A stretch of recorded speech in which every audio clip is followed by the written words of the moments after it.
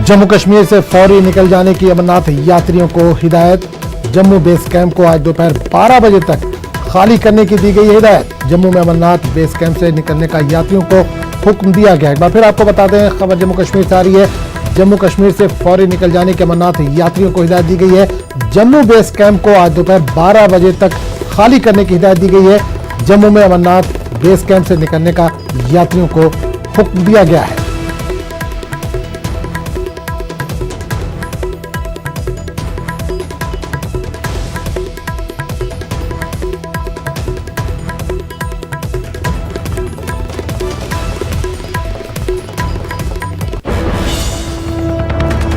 एक और बड़ी खबर आ रही है। जॉन अब्राहम की फिल्म बटला हाउस पर पाबंदी का मुतालबा दिल्ली हाई कोर्ट में अर्जी दाखिल की गई है। बटला हाउस इनकाउंटर के मुलजिम ने दाखिल की अर्जी।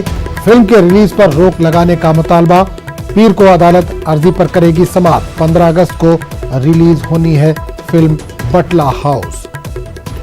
आपको एक बार फिर बता दें कि जॉन अब्राहम के फिल्म पर पाबंदी लगाने का मुतालबा किया गया है। बटला हाउस फिल्म का नाम है। दिल्ली हाई कोर्ट में अर्जी दाखिल कर दी गई है।